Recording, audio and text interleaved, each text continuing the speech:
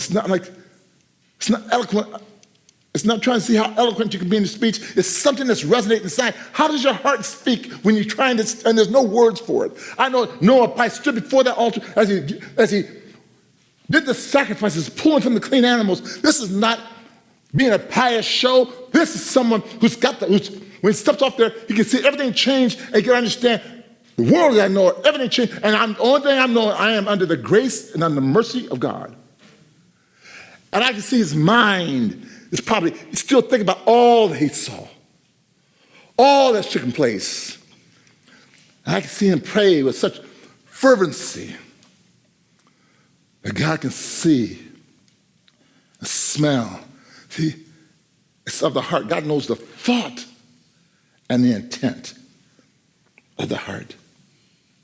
Scripture says, as he's speaking, he already had a powerful relationship with God anyway, because before God brought him aboard, it said he walked with God. That's what it says.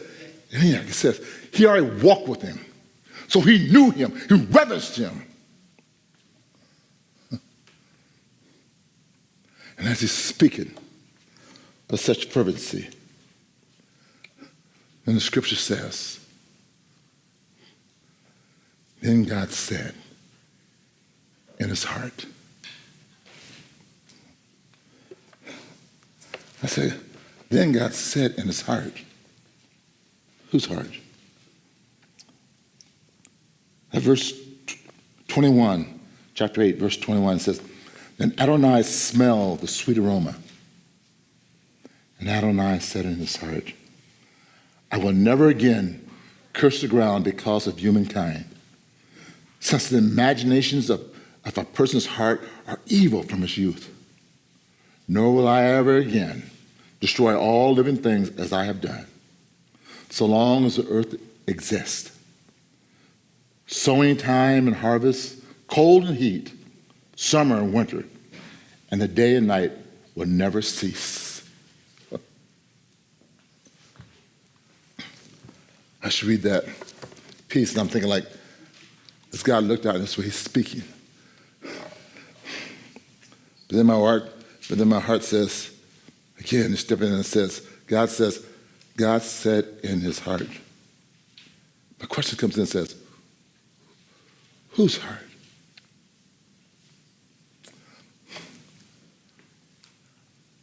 I believe when Noah prayed, I believe with the contract that he spoke, I believe with the fear that he felt within, this event that was so cataclysmic that he'll never see again. He probably think like, as he gives the sacrifice, I'll do whatever, in his heart, not to repeat, not to go. I don't think God spoke in his heart. I think God spoke in Noah's heart. And I believe that the words that you hear was a response to his prayer when God let Noah, it says, as Noah thinking like, how can he go here? God looked to him and says, Noah, I will never again. This is what he says, his words. It's 5:13. Look what it says, his words. I will never again. Why would he say that out of the clear blue? God didn't know what he did. God didn't know why he was there. God needed to speak that to himself to bring justification. Something happened. To me, it's almost like the same way when Adam fell, when God came into the garden, I said, Adam, where are you? Now, why would he say that out of the clear blue? To me, there had to be dialogue. Something had to take place when Adam was looking with fear. Why? Everything changed. I'm so hooked up, and it's gone. He said, then I can almost see. That's why I see.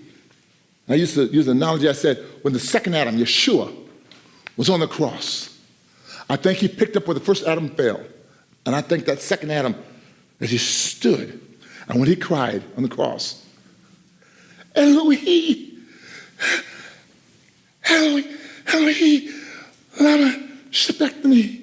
He said, my God, why hast thou forsaken me? I'm saying, wouldn't that be something that was the words of God? When the beguilement took him, and the spirit said, he's gone. He's thinking, something changed real quickly. I can almost hear him. He looks down and he finds himself uncovered. He's vulnerable, thinking, oh, God, Elohim, Why has God forsaken me? Scripture comes right back behind that, John says, and then God shows up and says, Adam, where are you? Where are you? How are you coming? And I hid. See, speaking. Again, Spivey 13 could be a powerful piece if you try to figure out that gap. I'm saying something had happened. To me, something's happened here. God understood the power and the weight as what came up on the earth. He told Noah before he flooded the earth, he said, the stench of all the sin has come up before me, and I will destroy the earth.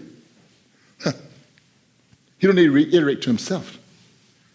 Not to me. I'm saying, but what happens if in Noah's thoughts are thinking, I'm here to begin again.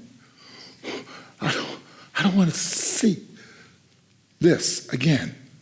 What happens if in that same mercy and compassion, God looks at him and says, I will never do it again. Have no fear. I will not take all creation from the earth again. Resolve yourself. Be still, Noah, inside. I need to hear something. I need the facts. I need something to make my foundation firm. I can almost hear God speak to him. This will not happen. And then I think I will feel what he said, what he spoke, set up the foundation for why God put the bow in the sky as well. So every time you see it, you can feel resolved and firm that I'll never do it again like that. I think it solidified him.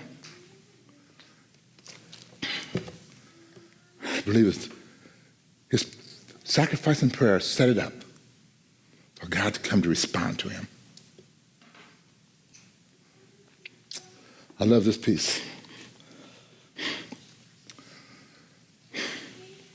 It said, as we look at 9:1,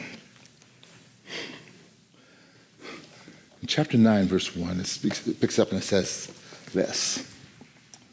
And then God blessed Noahic and his sons and said to them, be fruitful, multiply, and fill the earth. Huh? God establishes, tells him to be fruitful, to multiply.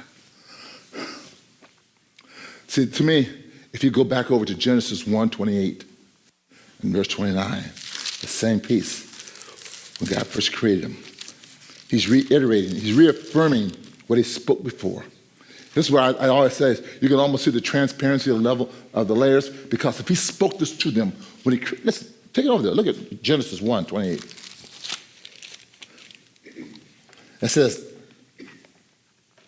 and God blessed them, and God said to them, be fruitful, multiply, fill the earth, subdue it, and rule over the fish in the sea, and the birds in the air, and every living creature that crawls upon the earth. See, same thing, be fruitful. That charge hasn't changed. As he's looking down through it, he hasn't moved the Edenic covenant. He's laying over top of it. Now he's not only reaffirming that it's still in place, his words, his covenant, it's still in place. Now as he speaks to Noahic, he's laying another layer over top the existing, because he brings him off and goes right back to the Edenic.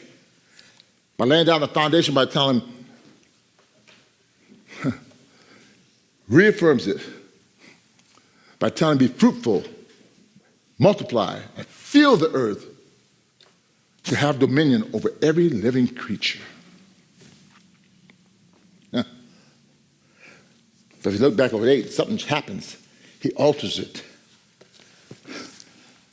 For then he says, chapter 9, verse 2, he picks it up and it says, the fear and dread of you will be upon every animal, upon every wild animal, every bird in the air, every creature populating the earth, and all the fish in the sea. They have been handed over to you. Every moving thing that lives will be food for you, just as I have given you green plants before, so now I give you everything. Only flesh with life in it, which is the blood, you are not to eat.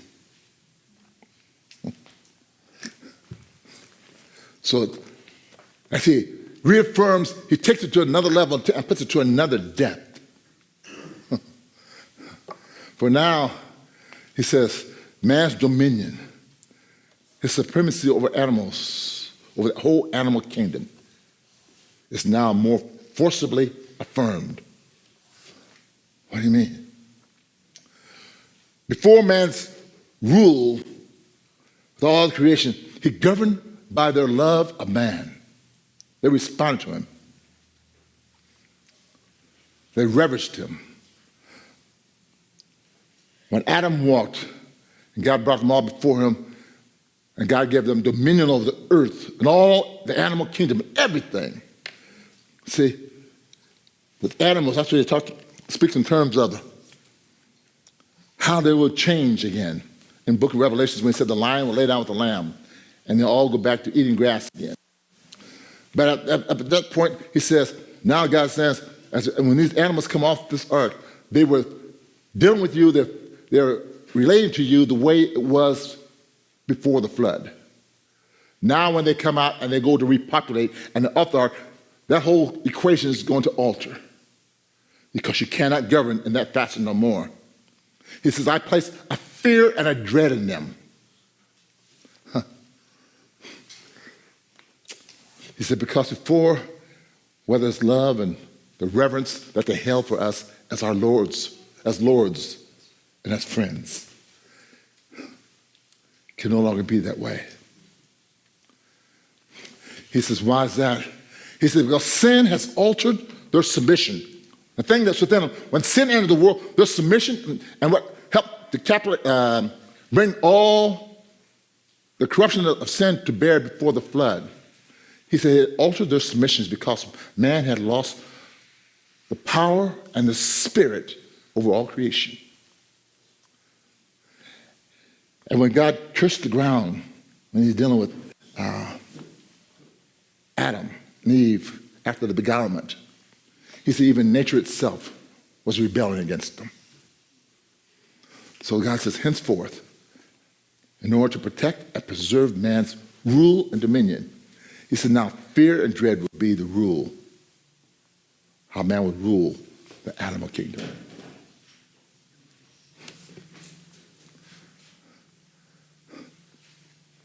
He says, I've given them all into your hands.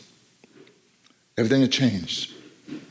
He said, for every moving thing that lives will be food for you. They are entirely at your service, is what he's telling them, and benefit, either for service or for food. See here, he extended his permission for man to harvest them for food as well. But he put a very key, strong caveat to the fact that it says, but the flesh with blood in it, you do not touch, you do not eat. When God put that into them and sent them forth, they came off that ark, really passive like they were before the flood. Once they hit that new ground, start moving off, the whole continent would have been altered. So in order to preserve what was there, that's what God says, I put a fear, I put a dread. They will not come at you because there's a fear and a reverence they have for you now. I'll show you how strong this works. Because that's even today, and it's proven. It says, there's no sound given, no matter how loud or how jolting, that carries a terror among beasts and birds as that of a human voice. There's no sound on earth that brings more fear in an animal than that of a human voice. We can train them, we can nourish them, we can try to reshape it. But that's how come I live in the sacred outside, up in the hill. Well, you guys know, by the way, know about that as we talk and share. I can walk outside, I can see deer, I can see squirrels and raccoons, I can see fox come out, I can see them. But as soon as I step out, ain't that a thing, just walk out. As soon as they see me, they jump and they take off. I can see a squirrel. Sometimes they get so used to us coming in and out of doors. You know, they got the nuts close around, so the nuts and the eating and things close around, so they're not going to take off running because they know just how close we can come. See, if I come out and I walk on that little deck, they're thinking, we've been watching you, we're safe. But it's when you journey off the deck, things change. So sometimes I sit on the deck, I look at him standing there, and they'll be sitting beside a tree, and he stop and just look at me. And I look and I say, hey. Scamper up the tree, and then he looks back at me like this. His tail gone. I ain't done a thing to him. They will run from gunshots. They'll run with slammed doors. They'll run with sudden noises. You know, the cat is a perfect example of that. You walk up on him, I don't care how high he lays. Hey! He can just jump this high from a standstill. With all that, it says nothing that can strike more fear than the voice of a human, because if God says, I place within them a fear to protect you, a dread, things change.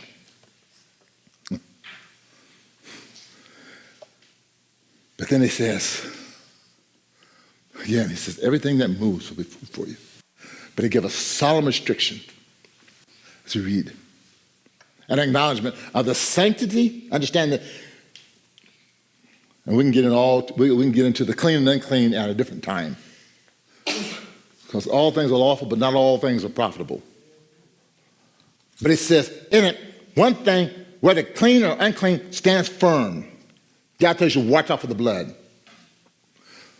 He says, acknowledge the sanctity of life, for in the blood contains the very soul or the life that brings animation to all living things. So we look at that and see this, and sometimes get thrown at us, and it almost becomes kind of gets diluted. For example, when God spoke in terms of this and told them about being concerned about the blood, he said, for in the blood is the life. Demons are well aware of this. Those that try to war against the image of God. That's why whenever you start seeing a lot of horror movies and spooky things, one thing they want to do, they want to get off into a lot of bloodletting, vampiring and stuff, cannibalism, anything dealing with the flesh and the blood. It is an affront before God. See, that's how come we see those things. So we see a lot of these horror movies. I remember at one point, there was a really popular vampire movie that was a series. Is that what it is? I see people look at that and they're trying, oh, isn't he nice? Isn't he cute? You're looking at a demon. You're watching one that comes straight to the front. The whole thought, the whole horror piece, that's what it's about. But so it gets thrown in your face so much that you start and you miss the one caveat that God put so much adherence to. He says, it's in the blood. Life is in the blood. So that's not cute. That's not stardom. That's demonic worship. That's what it is. And it's horrible. So again, as God put this thing strong to Noahic, he laid it in place and let him be aware of it. Let me conclude. Let me get back to this next piece. Here, it says in verse 6, something is given. 9, verse 6. And whoever sheds human blood, by a human being will his own blood be shed. For God made human beings in his image. So he says, I want your people to be fruitful, to multiply, to fill the earth. But he speaks in terms about this murder. Whoever sheds, whether it be animal or human. Here in verse 6, it's an interesting thing that takes place. Man is given the responsibility now of carrying out capital punishment for murder. God tells, he says, if one was to shed murder, he says, by another human it will be given. What did he do? In this, because God allocated a portion of his authority by giving man the permission or the empowerment to act in this stead. Up to now, God mentioned himself. See, that's when we see this. When we're seen with Cain and Abel.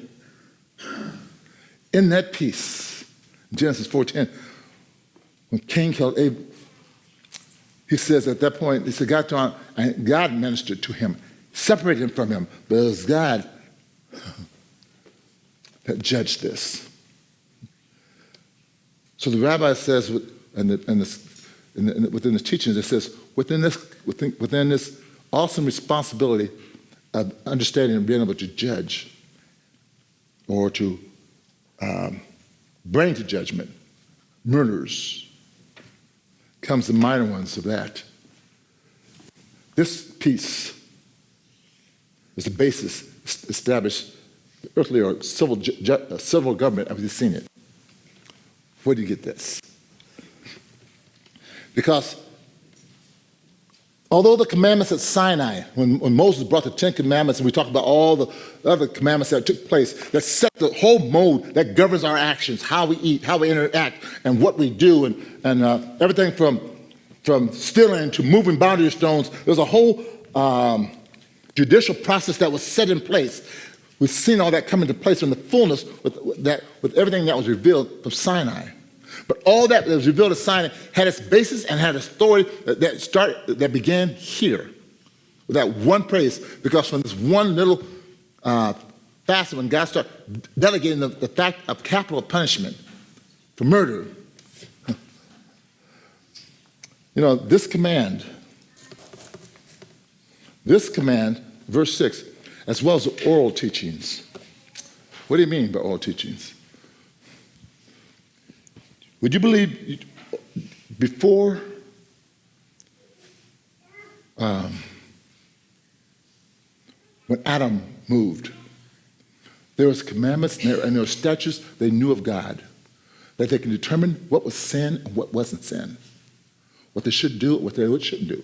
So for God to look at the earth at that point in time and say, the sin of the world has come up to me as a stench. He says, with all the activity, the thoughts are only of evil. Now, if you say that, what is the basis from what they're functioning from? Because Moses hasn't gone to the mountain yet. There's no 10 commandments, there's no governing commandments, there's no rules. What is determining what is evil? What is determining what is good? They teach, as they come down and say, there was a governing set of rules or laws or instructions that was given to man, passed down through generation to generation to generation. They call them like the oral laws because they're not written, they're passed down. One good thought, you ever see the movie, well, I've seen this, there's a good example of that shows up in the movie Roots. You ever see the movie Roots? In the movie Roots, there was, when he went back to try to find his people and try to understand where he came from,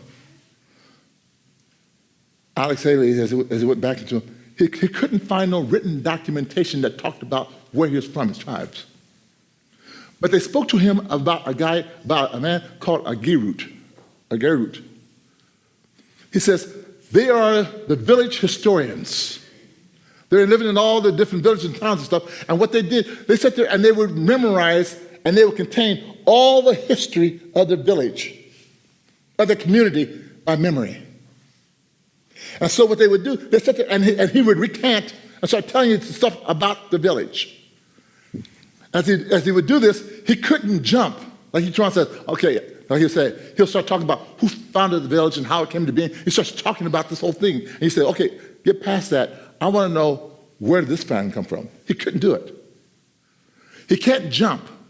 He's got to start at the beginning because he's rehearsed the whole thing and he gives the whole history. And if you want to hear the thing, you got to sit down and listen to him tell the whole story. As he's telling the whole story, that's what Alex Haley did. He sat there and listened to him because they were telling him about this group and they said, what they do in his villages, they said, these men hold the library. They're the minds and the history of that village.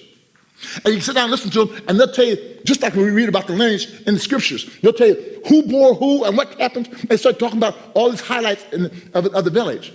He found himself sitting there just listening, and as he's sitting there listening, I mean, it was going on for a bit. And all of a sudden, he came out and started talking about, and then there was a young man named Kunta Kinte that took it and all, and he said, whoa, whoa, whoa. See, as you start reading, all of a sudden he heard his family's name pop up, and he started talking about this young man, young boy, whose name was Kunta Kinte, who was taken and never heard from again. He belonged to this family, and this family, as he started doing it, only thing he knew was that his family was Kunta Kinte. That's what he knew that part. But he didn't know how he fit. He didn't know where he came from. When that guru started recounting the whole history, and all of a sudden that name pops up because his father was a man of substance, and his son took off as missing. Because Kunta had gone into the village to get a drum, get a piece of wood to make a drum for his little brother for his birthday.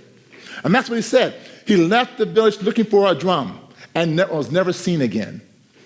That's how come he ended up on the boat. That's how he ended up in America. That's how come he went back. And if you watch the story, he was elated because now he found out where he came from. That's what the oral tradition would do. Back there, before they can write, have it all documented, they spoke it and they would clarify it. And people would remember their lineage, they remember their history. They talked about it over and over. So in the midst of all this, before it was firmly written, you'd hear in the Jewish mind, they talk about the oral as well as the written. And they would bring them two together. So in it, they said, in it was the basis and the foundation of God's means of right and wrong. So in them, what Noah would know, what they would see, that all that things came in terms, even talked about how they would do the offerings, what was acceptable, what wasn't. There's nothing written, but it's taught from family to family, generation to generation to generation. They call it the oral teachings. That's what they call. From here, what the rabbis teach, from here, from this passage, verse 6, and combined with the oral teachings, is that we come up into, and we'll talk more about this. They call them the 7 Noahic laws. These words, 7 Noahic laws, I call them Noahic, they call them Noahide. See, and where they get it from is according to the Talmud. And the Talmud is where you find, which the word Talmud itself, you'd hear it in Jewish circles, but it literally means, it's like the oral Torah. It means learning and instruction. And in the Talmud, you find this whole collection of the oral Torah, discussions and commentaries of all the ancients. It goes into the other literature as well, like the Mishnah and things of this nature. But in the Talmud, it speaks in terms and defines the Noahide laws. It says, which consist of, according to the Talmud, were given by God as a governing rule for all humanity.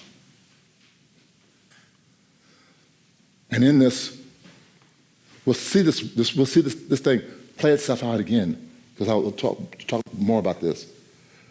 But this basis is what came up in the book of Acts, when they were speaking in terms of trying to make the goyim. Should they take the whole Torah upon them? And James and all the leaders got together. They said, they put a certain bound on them, and they defined them. He said, because they live in the city, and they have synagogues all around them. They got the people around them. They'll still grow in this, but just give them the basics. These are the Noahic laws. These are the foundational principles. They say, as long as they adhere to these, they will do well. They come out of paganism and understand these 7 laws and walk according to them, then they can be whole. Even today, you find these terms, in a Jewish mind, they find if a Goyim or Gentile, a man, will walk according to these, they look at him as a righteous man because you're holding the foundation. But in it, it says this. As a government for all, he said, these are the 7 laws as a government for all humanity. This is the first one. The first one, it says this. One is not to profane God's oneness. We'll talk a little bit more about them. I'm going to just give you the 7. Not to profane God's oneness.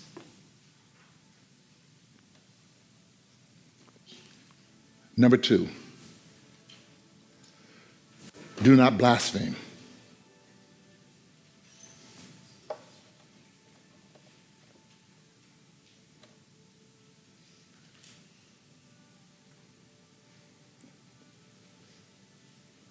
Number 3, do not murder.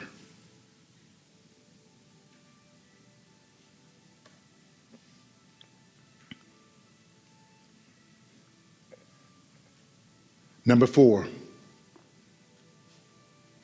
no sexual impurity.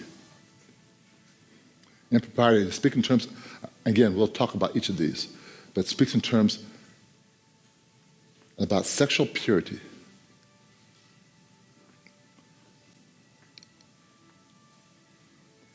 Number 5, do not steal.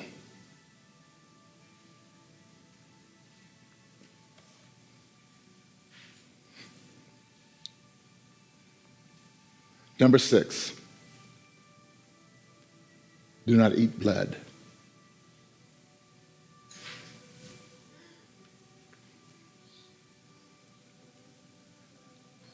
And number 7,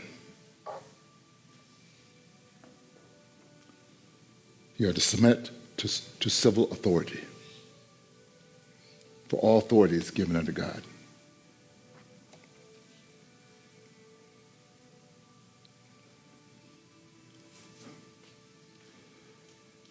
As God established a means after the flood to govern man and to move forward, this was the foundation of the oral law that took place. And we see the basis of these still will show up when Moses goes to Sinai.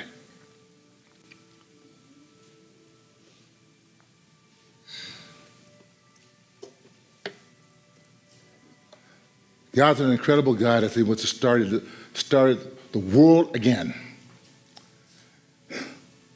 And in it, a lot of times I use the word Yeshua being the second Adam. But in the state of where we're at now, when Noah stepped off the ark, Noah was in essence the second Adam. Because now the whole world's going to be repopulated out of Noahic and his sons. So it's in the basis of this we find ourselves getting ready to understand and look a little deeper into the Noahic covenant. And I'll put a finger here, and we'll pick up on this a little bit more on our next study. Amen?